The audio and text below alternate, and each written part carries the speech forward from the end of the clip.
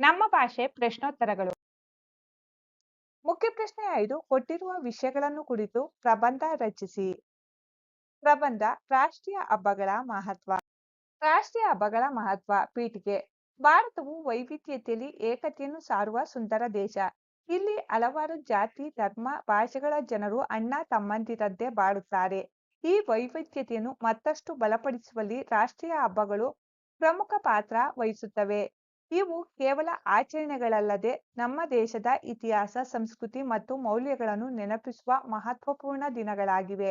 ರಾಷ್ಟ್ರೀಯ ಹಬ್ಬಗಳು ಎಲ್ಲರನ್ನೂ ಒಂದುಗೂಡಿಸುವ, ದೇಶ ಪ್ರೇಮವನ್ನು ಹೆಚ್ಚಿಸುವ ಮತ್ತು ಭವಿಷ್ಯದ ಪೀಳಿಗೆಗೆ ನಮ್ಮ ಪರಂಪರೆಯನ್ನು ಪರಿಚಯಿಸುವ ಸಾಧನಗಳಾಗಿವೆ. ವಿಷಯ ವಿವರಣೆ. ರಾಷ್ಟ್ರೀಯ ಹಬ್ಬಗಳು ನಮ್ಮಲ್ಲಿ ದೇಶಭಕ್ತಿಯನ್ನು ತುಂಬಿ ನಾವು ಭಾರತೀಯರು ಎಂಬ ಹೆಮ್ಮೆಯನ್ನು ಹೆಚ್ಚಿಸುತ್ತವೆ. ವಿವಿಧ ಧರ್ಮ, ಜಾತಿ, ಭಾಷೆಗಳ ಜನರನ್ನು ಒಟ್ಟಾಗಿ ತಂದು ರಾಷ್ಟ್ರೀಯ ಏಕತೆಯನ್ನು ಬಲಪಡಿಸುತ್ತವೆ. ನಮ್ಮ ಸಂವಿಧಾನದ ಮೌಲ್ಯಗಳಾದ ಸಮಾನತೆ, ಸ್ವಾತಂತ್ರ್ಯ, ನ್ಯಾಯ ಮತ್ತು ಭ್ರಾತೃತ್ವವನ್ನು ನೆನಪಿಸುತ್ತದೆ. ಪ್ರತಿಯೊಬ್ಬ ನಾಗರಿಕನು ಈ ಮೌಲ್ಯವನ್ನು ಗೌರವಿಸುವಂತೆ ಪ್ರೇರೇಪಿಸುತ್ತದೆ. ಸ್ವಾತಂತ್ರ್ಯಕ್ಕಾಗಿ ಹೋರಾಡಿದ ಮಹನೀಯರ ತ್ಯಾಗ ಮತ್ತು ಬಲಿದಾನಗಳನ್ನು ನೆನಪಿಸಿಕೊಳ್ಳಲು ಈ ಹಬ್ಬಗಳು ಅವಕಾಶ ನೀಡುತ್ತವೆ.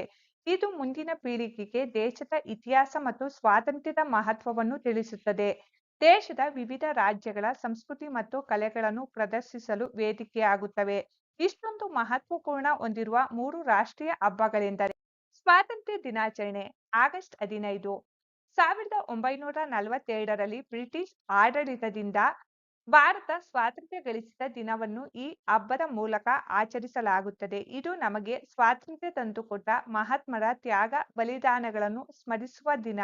ಈ ದಿನದಂದು ದೆಹಲಿಯ ಕೆಂಪುಕೋಟೆಯಲ್ಲಿ ಪ್ರಧಾನಮಂತ್ರಿಗಳು ಧ್ವಜಾರೋಹಣ ಮಾಡುತ್ತಾರೆ. ಗಣರಾಜ್ಯೋತ್ಸವ ಜನವರಿ 26, 1950ರಲ್ಲಿ ಭಾರತದ ಸಂವಿಧಾನ ಜಾರಿಗೆ ಬಂದ ದಿನವನ್ನು ಗಣರಾಜ್ಯೋತ್ಸವ ಎಂದು ಆಚರಿಸಲಾಗುತ್ತದೆ. ಈ ದಿನ ಭಾರತವು ಸಾರ್ವಭೌಮ, ಸಮಾಜವಾದಿ, ಜಾತ್ಯತೀತ, ಪ್ರಜಾಸತ್ತಾತ್ಮಕ ಗಣರಾಜ್ಯವಾಗಿ ರೂಪುಗೊಂಡಿತು. ನವದೆಹಲಿಯ ರಾಜಪಥದಲ್ಲಿ ನಡೆಯುವ ಭವ್ಯ ಪರೇಡ್ ದೇಶದ ಸಾಂಸ್ಕೃತಿಕ ಮತ್ತು ಸೈನಿಕ ಶಕ್ತಿಯನ್ನು ಪ್ರದರ್ಶಿಸುತ್ತದೆ. ಗಾಂಧಿ ಜಯಂತಿ ಅಕ್ಟೋಬರ್ 2, ಇದು ಭಾರತದ ರಾಷ್ಟ್ರಪಿತ ಮಹಾತ್ಮ ಗಾಂಧೀಜಿಯವರ ಜನ್ಮದಿನ.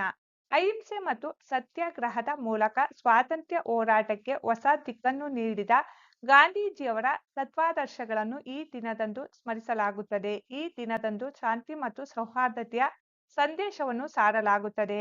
ಈ ಹಬ್ಬಗಳು ಶಾಲೆಗಳಲ್ಲಿ, ಸರ್ಕಾರಿ ಕಚೇರಿಗಳಲ್ಲಿ